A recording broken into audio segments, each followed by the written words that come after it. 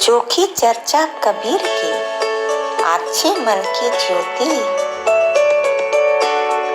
संगति बंदी छोड़ संत की भली, कृति प्रभु की नेकी।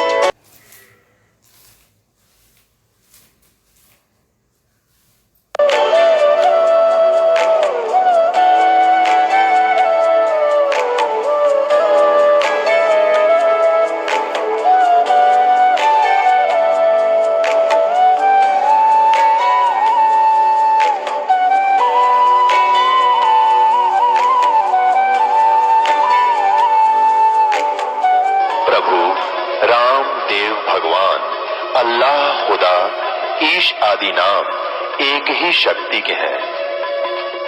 वो कैसा है, कहाँ है, कैसे मिलता है, किसने देखा है? ये प्रश्नवाचक चिन्ह पूर्ण रूप से हटाने के लिए अवश्य सुनिए जगत गुरु तत्वदर्शी संत रामपाल जी महाराज के अमृत वचन सर्व पवित्र धर्मों के पवित्र शास्त्रों के आधार पर। हम आपको पवित्र बाइबल से परिचित कराते हैं। पवित्र बाइबल के पढ़ने वालों से आप पूछिएगा परमात्मा साकार है व निराकार? वो कहेंगे परमात्मा निराकार है और कहते हैं गॉड इज फॉर्मलेस। उन्होंने फिर पवित्र बाइबल को समझा ही नहीं। पवित्र बाइबल में लिखा है कि परमात्मा मनुष्य दृश्य है और छठे दिन उस परमेश्वर ने कहा कि हम मनुष्य को अपने स्वरूप के अनुसार उत्पन्न करेंगे और वैसा ही कर दिया। छठे दिन भगवान ने मनुष्य को अपने स्वरूप में उत्पन्न किया, नर और नारी करके उनकी उत्पत्ति की। अब देखिएगा प्रमाण पवित्र बाइबल में। पवित्र बाइबल संपूर्ण जीवन अध्ययन बाइबल। पवित्र बाइबल संपूर्ण जीवन अध्ययन बाइबल। संपादक हैं डेविड स्टुअर्ट, अंग्रेजी। प्रधान संपादक Donald C Stamps, MA MDV। संयुक्त संपादक ये सारे कुछ लिखे इनके। ये USA से छपा है। अब ये देखिएगा उत्पत्ति, जिसको इंग्लिश में अंग्रेजी में बोलते हैं ये जेनेसिस। आरंभ यहां होता है। आदि में परमेश्वर ने आकाश और पृथ्वी की सृष्टि की। पृथ्वी बेडौल और सुनसान पड़ी थी और गहरे जल के ऊपर अंधियारा था तथा परमात्मा का आत्मा जल के ऊपर मंडराता था। जब परमेश्वर ने कहा कि उजियाला हो तो उजियाला हो गया और परमेश्वर ने उजियाले को देखा कि अच्छा है और परमेश्वर ने उजियाले को अंधियारे से अलग किया और परमेश्वर ने उजियाले को दिन, अंधियारे को रात कहा। सांझ हुई फिर भोर हुआ। भोर माने सुबह। इस प्रकार ये पहला दिन की रचना की प्रभु ने, परमात्मा ने, परमेश्वर ने। फिर परमेश्वर ने कहा कि जल के बीच एक ऐसा अंतर हो कि जल दो भाग हो जाए, तब ऐसा ही हो गया। तथा इस प्रकार सांझ हुई फिर भोर हुआ, ये दूसरा दिन हो गया। फिर तीसरे दिन कुछ और रचना की। सांझ हुई फिर भोर हुआ, फिर ये तीसरा दिन हो गया। ये फिर सांझ हुई फिर भोर हुआ, ये चौथा दिन हो गया। कुछ और रचना की परमात्मा ने, चौथा दिन हो गया।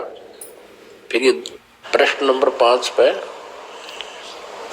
तथा फिर और बहुत सी रचनाएं की परमेश्वर ने। तो सांझ हुई फिर भोर हुआ, इस प्रकार ये 5वां दिन हो गया। अब हम छठा दिन पढ़ेंगे।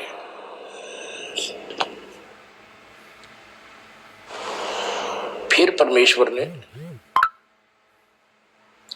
कहा कि हम मनुष्य को अपने स्वरूप के अनुसार अपनी समानता में बनाए और वे समुद्र की मछलियों और आकाश के पक्षियों और घरेलू पशुओं और सारी पृथ्वी पर और सब रेंगने वाले जंतुओं पर जो पृथ्वी पर रेंगते हैं अधिकार रखे, यानी उनसे बुद्धिमान हो। तब परमेश्वर ने मनुष्य को अपने स्वरूप के अनुसार उत्पन्न किया। अपने ही स्वरूप के अनुसार परमेश्वर ने उसको उत्पन्न किया, नर और नारी करके उसने मनुष्यों की सृष्टि की। पुण्यात्माओं फिर पढ़ लो। तब परमेश्वर ने मनुष्य को अपने स्वरूप के अनुसार उत्पन्न किया। अपने ही स्वरूप के अनुसार परमेश्वर ने उसको उत्पन्न किया, नर और नारी करके मनुष्यों की सृष्टि की। अब पवित्र बाइबल में उत्पत्ति ग्रंथ अध्याय नंबर 1 का श्लोक नंबर 26 है। ये इसमें स्पष्ट कर दिया है कि परमात्मा मनुष्य जैसा है, उसने मनुष्य को अपने जैसा बनाया है, नर और नारी करके उसकी उत्पत्ति की। आगे परमेश्वर ने एक और कमाल किया है कि मनुष्यों के लिए मांस खाने का आदेश उस परम पिता का नहीं है जिसने सब ब्रह्मांडों की रचना की, जो कुल का मालिक है। आगे देखिएगा, इसी उत्पत्ति ग्रंथ में ये 26 नंबर हमने पढ़ लिया। 27 नंबर में कि मनुष्य 27, 26 और 27 में यही व्यवस्था बताई है कि 27 श्लोक में लिखा है कि तब परमेश्वर ने मनुष्य को अपने स्वरूप के अनुसार उत्पन्न किया। अपने स्वरूप के अनुसार परमेश्वर ने उसको उत्पन्न किया और नर और नारी करके मनुष्यों की सृष्टि की। अब 29 श्लोक में देखो, फिर परमेश्वर ने उनसे कहा, मनुष्यों को, सुनो, जितने बीज वाले छोटे छोटे पेड़ सारी पृथ्वी के ऊपर हैं और जितने वृक्षों में बीज वाले फल होते हैं, वे सब मैंने तुमको दिए हैं, वे तुम्हारे भोजन के लिए। अब पूर्ण परमात्मा का कोई आदेश नहीं है मांस आहार करने का किसी भी मनुष्य को। और ये कितना बुरी तरह खाते हैं ये ईसाई लोग। तब सांझ हुई, फिर भोर हुआ, इस प्रकार 6वां दिन हो गया। ये और बहुत सी रचनाएं की इसके बाद। अब 7वां दिन देखो,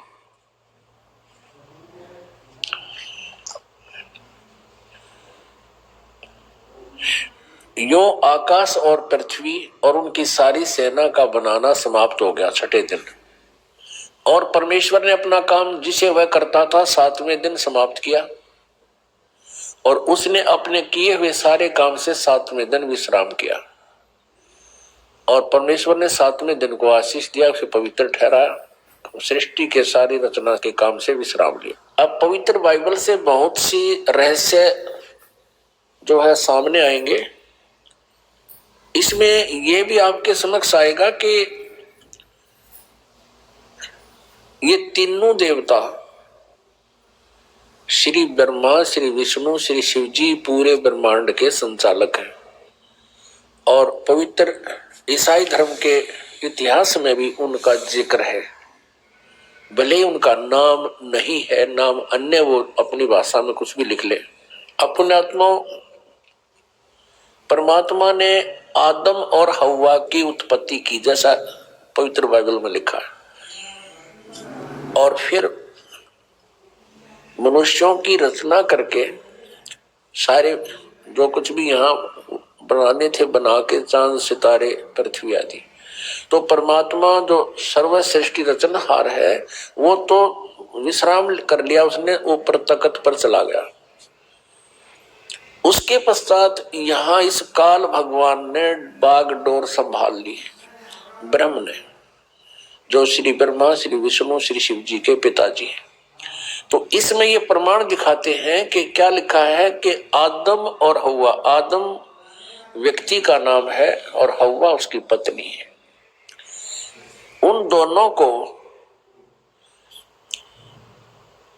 इस काल ने अपने पुत्र ब्रह्मा जी को संभाल दिया। अब आगे दिखाते हैं कि परमात्मा साकार है या निराकार। तो उनको दोनों को, आदम और हव्वा को, स्वर्ग में एक वाटिका में रहने के लिए छोड़ दिया और उनसे एक विशेष हिदायत दे दी भगवान ने, यहाँ के भगवान ने, कि तुमने इस वाटिका के अंदर और किसी भी वृक्ष का फल तुम खा सकते हो, लेकिन बीच में लगे हुए पेड़ों के फल को नहीं खाना, क्योंकि तुम खाओगे तो मर जाओगे। इसमें लिखा कि फिर कुछ दिनों के बाद एक सर्प आया। उस सर्प ने उनसे पूछा, आदम और हव्वा से कहा कि आप ये बीच वाले पेड़ के फल क्यों नहीं खा रहे हो? तो हव्वा ने सर्प से बताया कि हमारे को भगवान ने मना किया है और कहा कि तुम यदि बीच वाले फल खा लोगे पेड़ों के तो तुम्हारी मृत्यु हो जाएगी। तो सर्प ने कहा कि नहीं, ऐसा नहीं होगा, ये भगवान तुम्हें बहका रहा है, तुम नहीं मरोगे, बल्कि तुम्हें अच्छे और बुरे का ज्ञान हो जाएगा इसके फल खाने से। इसलिए भगवान तुम्हें धोखे में रखे हुए हैं कि कहीं तुम इस बीच वाले फल को, वृक्षों के फल को खा के अपने अस्तित्व को समझ सके, वो नहीं चाहता। अब हव्वा ने उस बीच वाले वृक्ष के फल को तोड़ा, आप भी खाया, अपने पति से भी खिला दिया। उस समय वो दोनों नंगे थे और उनकी ऐसी बुद्धि थी कि उनको शर्म नहीं आ रही थी एक दूसरे से। उस फल के खाने से उनको एहसास हुआ कि हमने ऐसे नहीं रहना चाहिए। तो उन्होंने अंजीर के पत्ते होते हैं बड़े बड़े, उन पत्तों को तोड़ा और अपने पर्दे पर बांध लिया। लिखा है इसमें पवित्र बाइबल में कि शाम के समय भगवान आया वाटिका में टहलने के लिए और उसने आवाज लगाया कि आदम और हव्वा तुम कहाँ हो?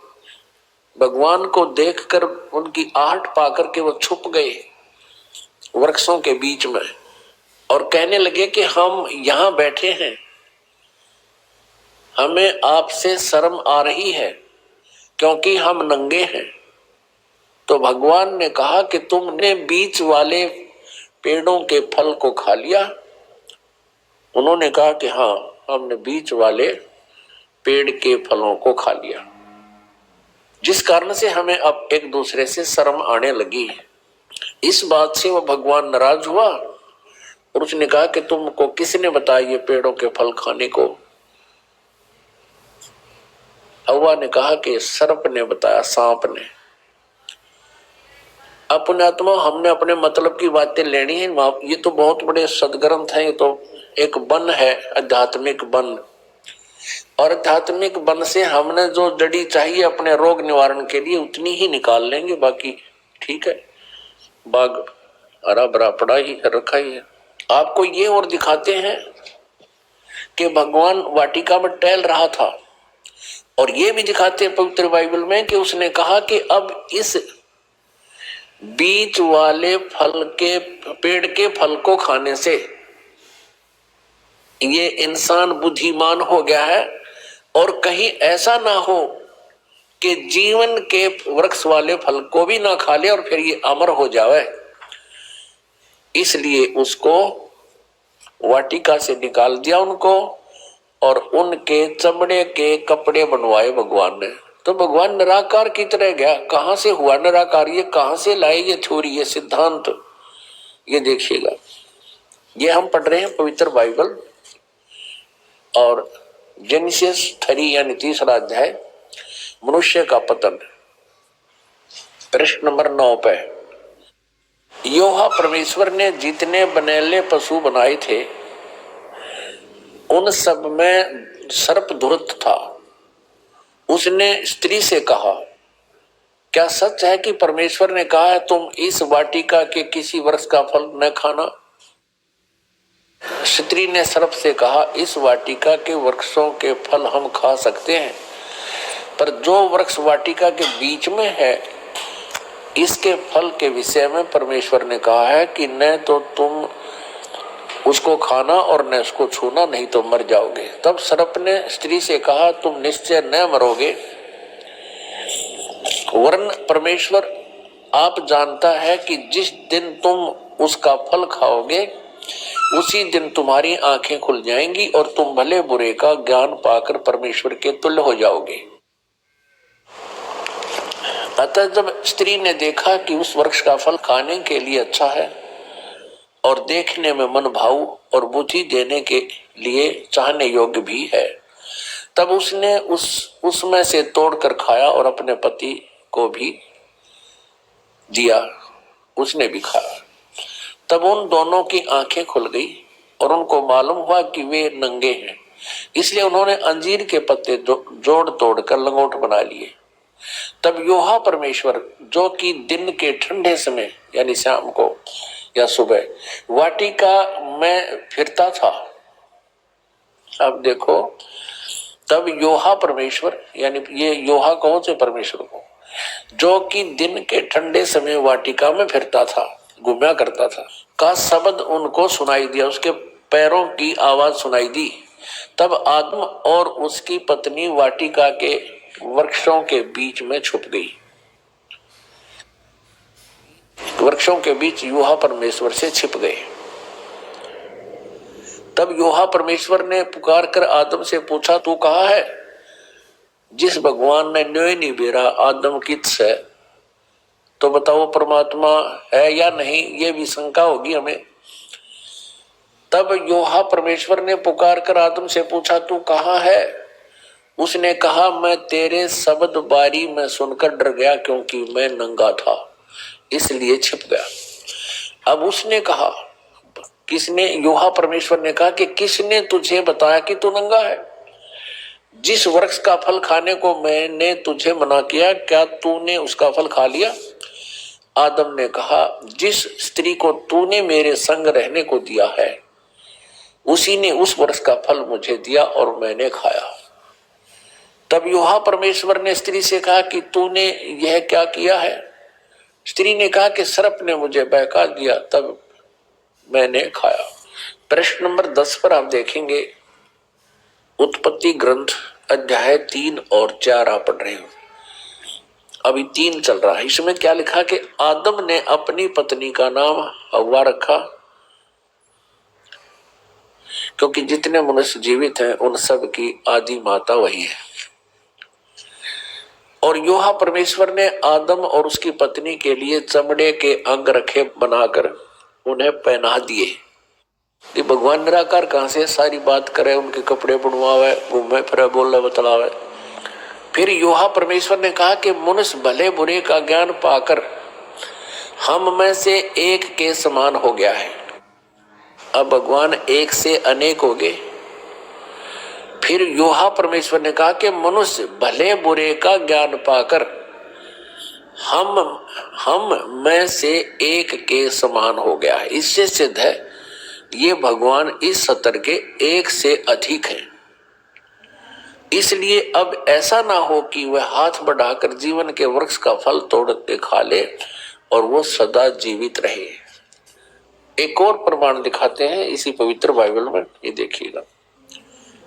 ये प्रश्न नंबर 11 पर भी यही समर्थन है। ये उत्पत्ति ग्रंथ है, 4-5 अध्याय हम चल रहे हैं। अब 5वां अध्याय में भी यही स्पष्ट किया, स्टार्ट में आदम से नूह तक का इसमें जिक्र है, विवरण है। आदम की वंशावली यह है कि जब परमेश्वर ने मनुष्य की सृष्टि की तब अपने ही स्वरूप में उसको बनाया। अब डबल दूसरी बार फिर यहाँ पर प्रमाणित कर दिया कि परमेश्वर ने मनुष्य की सृष्टि की तब अपने ही स्वरूप के अनुसार में उसको बनाया। उसने नर और नारी करके मनुष्य की सृष्टि की और उन्हें आशीष दी और उनकी सृष्टि के दिन उसका नाम आदम रखा। अब स्पष्ट हो गया, 2 बार फिर कह दिया। अब आगे दिखाते हैं, ये भी दिखाते हैं कि ये 3 हैं जो इनको कंट्रोल करते हैं। किसको? ईसाई धर्म को। ये देखिएगा, वो 3 है, 3 का भी प्रमाण आपको देते हैं। ये देखिएगा, ये है 24 पृष्ठ और वही उत्पत्ति यानी जेनेसिस 17-18।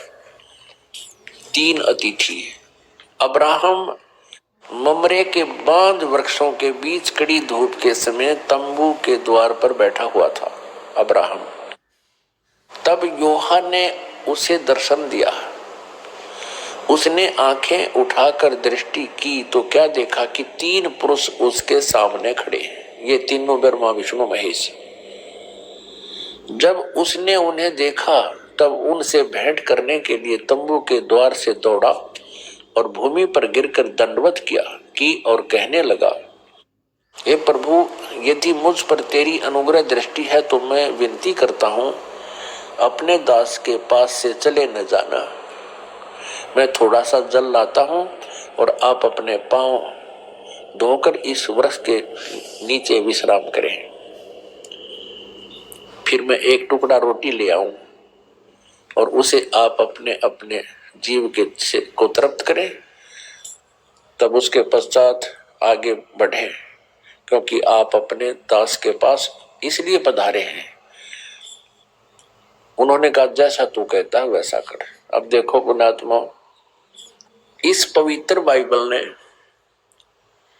ये सिद्ध कर दिया कि परमात्मा मनुष्य सदृश है, वो साकार है, मनुष्य जैसा है, क्योंकि उसने मनुष्यों की सृष्टि अपने स्वरूप के अनुसार की है। दूसरा कंसेप्ट ये क्लियर कर दिया कि 7वें दिन तख्त पर जा बैठा, उसने विश्राम किया। उसके बाद इस काल के हाथ में बागडोर आ गई, ब्रह्म के हाथ में, और इसने अपने तीनों पुत्रों को ये बागडोर संभाल रखी है, श्री ब्रह्मा, श्री विष्णु, श्री शिव जी को। आपने ये भी देख लिया कि भगवान किसी दृष्टिकोण से भी निराकार नहीं है, वो साकार है। पूर्ण परमात्मा भी साकार है जिसने सारे ब्रह्मांडों की रचना की, और आगे ये देवता भी साकार है जो वाटिका में घूम रहा है, उनसे बातें कर रहा है, उन आदम और हवा के कपड़े सिलवा रहा है। और फिर अब्राहम नाम के एक महापुरुष हुए हैं इस ईसाई धर्म में। ईसा जी से पूर्व की बातें हैं, आदम जी के बाद की बातें। तो उसने देखा कि 3 भगवान खड़े सामने, उनको दंडवत प्रणाम किया।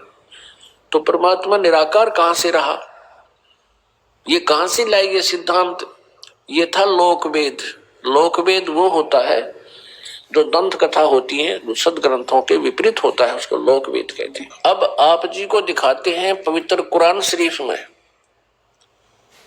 आप किसी भी मुसलमान धर्म के श्रद्धालु से पूछिएगा कि अल्लाह कैसा है, वो कहते अल्लाह तो बेचून है। बेचून में निराकार है। अब कबीर साहब कहते हैं, खोजत खोजत था किया, अंत कहा बेचून, कि जिस तरीके से ये परमात्मा को खोज रहे हैं वैसे वो मिल नहीं सकता, और खोजते खोजते थक गए तो अंत में कह दिया वो निराकार है, दिखाई देता नहीं। और उसी लोकवेद को सभी समाज में प्रवेश कर दिया। अब देखिए पवित्र कुरान शरीफ में परमात्मा साकार है, मनुष्य सदृश्य है, और पवित्र कुरान शरीफ का जो ज्ञान देने वाला अल्लाह है, जिस अल्लाह ने पवित्र कुरान शरीफ का ज्ञान दिया वो मुसलमान धर्म का फाइनल गॉड है। अब वो अंतिम भगवान है कि वो पूर्ण परमात्मा मानते हैं कि वो ही समर्थ शक्ति है जिसने कुरान शरीफ का ज्ञान हजरत मोहम्मद जी को दिया। अब दिखाएंगे कि वो ही कुरान शरीफ के ज्ञान देने वाला अल्लाह कहता है कि और एक सुप्रीम गॉड है, और उसका ज्ञान मैं भी नहीं रखता। यानी कुरान शरीफ के ज्ञान देने वाला अल्लाह भी उस पूर्ण परमात्मा के ज्ञान से अपरिचित है। उसके लिए ऑप्शन छोड़ दिया है कि किसी बाखबर से पूछो। इसी प्रकार पवित्र श्रीमद् भगवत गीता अध्याय नंबर 4 के श्लोक नंबर 34 में कहा है, गीता ज्ञान देने वाला अल्लाह भी वही है और कुरान शरीफ का ज्ञान देने वाला अल्लाह भी वही है। अब पवित्र श्रीमद् भगवत गीता जी अध्याय नंबर 4 के श्लोक 34 में कहा है, अर्जुन, उस तत्व ज्ञान को जो परमेश्वर ने स्वयं आकर अपने मुखारविंद से बोला है, चौथे अध्याय के 32वें श्लोक में जिसके विषय में कहा है, उस सच्चिदानंद घनम की वाणी को यानी उस तत्व ज्ञान को तू तत्वदर्शी संतों के पास जाकर समझ। उनको दंडवत प्रणाम करने से, सरलता पूर्वक प्रसन्न करने से वह तत्वदर्शी संत तुझे उस परमात्म तत्व का ज्ञान बताएंगे। इससे सिद्ध है कि पवित्र गीता जी का ज्ञान देने वाला वो भगवान भी अपरिचित है उस कंप्लीट स्पिरिचुअल नॉलेज से और उस परम अक्षर ब्रह्म से, पूर्ण परमात्मा से।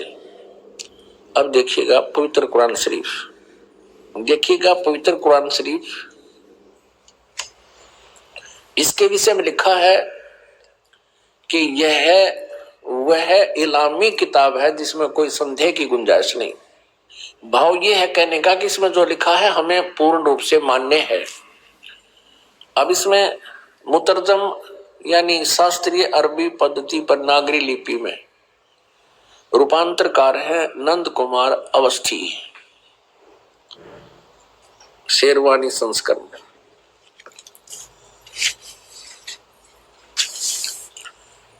ये भी वही प्रकरण है।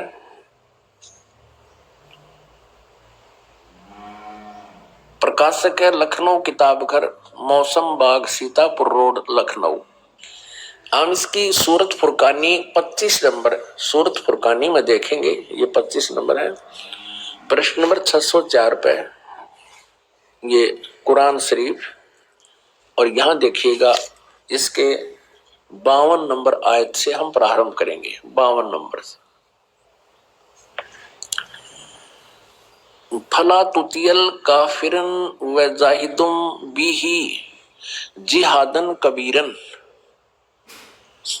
अब इसी का इन्होंने, ये तो है अरबी भाषा देवनागरी लिपि में लिख दी, ये है अरबी भाषा उर्दू भाषा में लिखी है, उर्दू लिपि में ये सारा। और यही भाषा फिर हिंदी में लिख दी इन्होंने, जिस प्रकार ये उर्दू में लिखी है। भाषा ये अरबी है, इसका अनुवाद भी इन्होंने यहां किया है। देखिए ये 52 नंबर है। अब कुरान शरीफ के ज्ञान देने वाला अल्लाह हजरत मोहम्मद जी से कह रहा है कि ए पैगंबर, तुम काफिरों का कहा न मानना और इस कुरान की दलीलों से, यानी मैं तुझे जो ज्ञान दे रहा हूं उनका सामना बड़े जोर से करो। इन्होंने इस कबीर का अर्थ जिहादन कबीरन, इन्होंने कबीर का अर्थ यहां बड़ा कर दिया। अब किसी ना किसी अक्षर का, शब्द का अर्थ तो होता ही है। अब इसका वास्तविक अर्थ क्या होता है ये दास बताएगा। इसका अर्थ ये है कि हजरत मोहम्मद को कुरान शरीफ के बोलने वाला अल्लाह कह रहा है कि जो कबीर नाम का भगवान है, कबीर अल्लाह है, जिसे ये अल्लाह अकबर बोलते हैं, अल्लाह अकबर, अल्लाह कबीर। अल्लाह कबीर का अर्थ है वो ये करते हैं बड़ा भगवान। यदि इन्हीं के शब्दों में हम ये माने कि वो बड़ा भगवान है, जिसकी तरफ कुरान शरीफ के ज्ञान देने वाला अल्लाह हजरत मोहम्मद को कह रहा है कि वो बड़ा जो भगवान है, उसके विषय में ये अन्य व्यक्ति जो काफिर हैं, जो उस बड़े भगवान को नहीं भजते हैं, वो काफिर हैं और वो विश्वास नहीं करते इन बातों पर जो मैं तुझे बता रहा हूं कि कबीर इज गॉड, कि वो अल्लाह है, वो बड़ा भगवान है। तो तू उनकी बातों में मत आना और मेरे द्वारा दिए गए इस कुरान शरीफ के ज्ञान पर विश्वास रखना और उनकी बात नहीं मानना। इसके लिए तू संघर्ष करना, कबीर के लिए संघर्ष करना। जिहादन कबीरन, इस कबीर भगवान के लिए, कबीर अल्लाह, वो कबीर अल्लाह है, वो कबीर परमात्मा है, सारी सृष्टि का रचनहार है। तो मेरी बातों पे विश्वास कर। और ये काफिर नहीं मानते उस कबीर को, उस भगवान को, उस समर्थ शक्ति को, तो उनकी बातों में मत आना और मेरे द्वारा दिए गए कुरान शरीफ के इन दलीलों पर विश्वास करना और इनके साथ संघर्ष करना। लड़ना नहीं, जिहाद का अर्थ कोई लठ बजाना नहीं, संघर्ष करना। ये चाहे तुझे तंग करें या दुखी करें, लेकिन तू इनकी बातों को मत मानना, इतनी सी बात है। अब यहां पर जो कबीर शब्द है, इसमें कबीरन शब्द है, तो दूसरी कुरान मजीद है, पवित्र मजीद है, वो दिखाते हैं। ये पवित्र कुरान मजीद और कुरान शरीफ के और नाम का अंतर है, जो के तो अक्सर है, मतलब लाइन पंक्ति का भी अंतर नहीं है, फिर भी इससे बहुत कुछ कंसेप्ट क्लियर होगा, देखिएगा। यह है पवित्र कुरान मजीद, प्रकाशक है आसिफ बुक डिपो, 422 मटिया महल, जामा मस्जिद, दिल्ली 6। कुरान मजीद हिंदी मुतरजम मा अरबी मतन, तर्जुमा मौलाना फतेह मोहम्मद खान साहिब जालंधरी, तसही मौलाना अब्दुल मजीद सरवर साहिब, प्रकाशक है Farid book depot private limited, नई दिल्ली। यह है सूरत फुरकानी, जो की त्यों, सूरत फुरकानी 25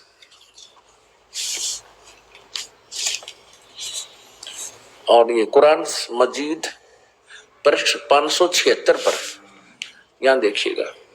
ये वही जो का त्यों, इसमें कोई अंतर नहीं है।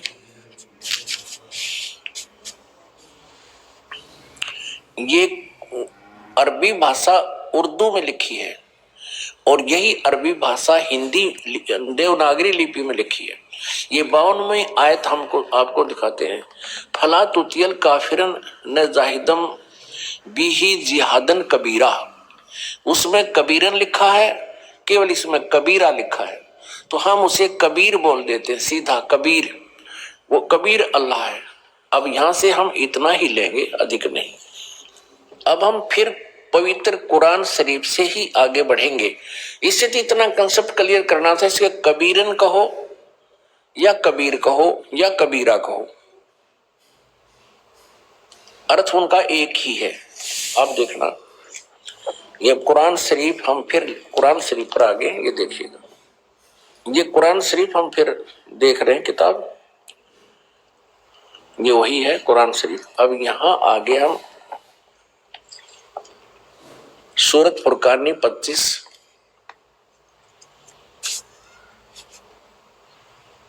पृष्ठ नंबर 604 पे, और ये वही है नीचे 52वीं आयत। इसमें कबीरन लिखा है, उसमें कबीरा लिखा है स्पष्ट। फला तुतियल काफिरन व जाहिदुम बिही जिहादन कबीरन, ये 52 नंबर आयत है। इसका अनुवाद बहुत अच्छा किया इन्होंने। एक पैगंबर तू काफिरों का कहा न मानना, और इस कुरान की दलीलों से, यानी मैं जो तुझे ज्ञान दे रहा हूं, उनका सामना बड़े जोर से करो।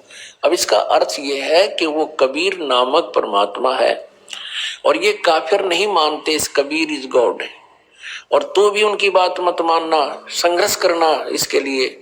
और ये अब देखना 53, 54, 55, 56, 57, 58, 59 आयत में कितना क्लियर किया है, ये देखिएगा। ये 607 पृष्ठ पे है। हमने 52 नंबर आयत पढ़ ली है, अब 53 पढ़ेंगे। और वही है वो कबीर नामक अल्लाह, वही है जिसने 2 दरियाओं को मिला चलाया, एक का पानी मीठा प्यास बुझाने वाला और एक का खारी कड़वा, और दोनों के एक आड़ और मजबूत रोक बना दी। अब 54 पढ़ेंगे, ये 53 पूरी होगी। और वही है जिसने पानी की बूंद से आदमी को पैदा किया, फिर उसको साहिबे नसब यानी किसी का बेटा या बेटी, और ससुराल वाला यानी किसी का दामाद बहू बनाया, और तुम्हारा परवरदिगार, यानी देखो स्पष्ट कर रहा है, कुरान शरीफ के ज्ञान देने वाला अल्लाह हजरत मोहम्मद को कह रहा है कि वह तुम्हारा परवरदिगार हर चीज के करने में शक्तिमान है, सतगुरु जो चाहे सो कर ही, 14 कोट दूत जमडर ही। और काफिर अल्लाह के सिवा ऐसों को पूजते हैं जो न उनको नफा पहुंचा सकते हैं और न उनको नुकसान, यानी अन्य देवताओं को पूजते हैं, वो उनको ना लाभ दे सकते ना हानि दे सकते, वो काफिर हैं। और काफिर तो अपने परवरदिगार से पीठ दिए हुए हैं, मुंह मोड़े हैं। अब 55 पढ़ दी, अब 56। ए पैगंबर, हमने तुमको खुशखबरी सुनाने और सिर्फ अजाब से डराने के लिए भेजा है। अब 57 में, इन लोगों से कहो कि मैं तुमसे इस अल्लाह के हुक्म पर कुछ मजदूरी नहीं मांगता, परवरदिगार तक पहुंचने की राह इख्तियार कर ले। अब 58 नंबर आयत में, ए पैगंबर, उस जिंदा उस जिंदा चैतन्य पर, चैतन्य अर्थ कर दिया, उस जिंदा पर भरोसा रखो, क्योंकि कबीर परमेश्वर जी हजरत मोहम्मद जी को जिंदा महात्मा के रूप में मिले थे। उस जिंदा पर भरोसा रखो जो कभी मरने वाला नहीं है, वो अविनाशी है, और तारीफ के साथ उसकी पाकी यानी पवित्रता बयान करते रहो, उसकी महिमा का गुणगान करते रहो, और अपने बंदों के गुनाहों से वह काफी खबरदार है। अब देखो, इन्होंने ये 58 नंबर आयत है, यहां देखिएगा, इन्होंने ये खबीरा लिख दिया। खबीरा, इसको कबीरा कहो, खबीरा कहो, अकबर कहो, एक ही अर्थ बनता है। इसमें लिखा है कि वो कबीर नामक परमात्मा इबादत ही कबीरा है। इबादत माने पूजा, इबादत ही माने पूजा के योग्य, वो कबीरा है, वो कबीर नामक परमात्मा। इसको खबीर कहो, कबीर कहो। इबादत ही माने इबादत माने पूजा, इबादत ही माने पूजा के योग्य, वो कबीर परमात्मा है। ये 58 नंबर आयत है।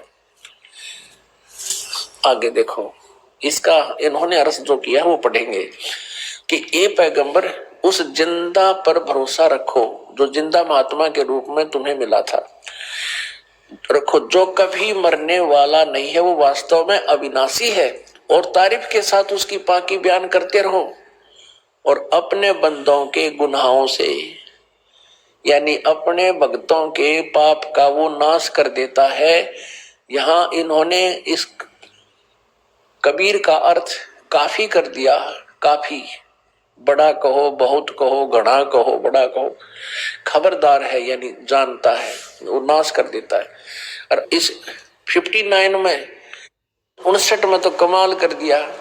और ये कबीर नामक अल्लाह वही है जिसने आसमानों और जमीन और जो कुछ उनके बीच में है सबको 6 दिन में पैदा किया, फिर तख्त पर जा बिराजा। वही पवित्र बाइबल कह रहा है कि 6 दिन में सृष्टि रची, 7वें दिन विश्राम किया।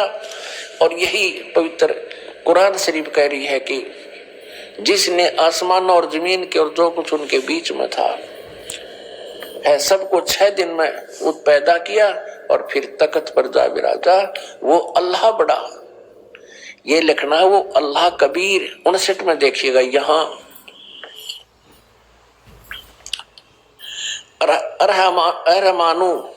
रहमानो असल फसल भी यु खबीरन। अब इस खबीरन का अर्थ भी उन्होंने बड़ा कर दिया। वो अल्लाह बड़ा, वो अल्लाह कबीर, यह लिखना चाहिए वो अल्लाह कबीर है। ये देखिए,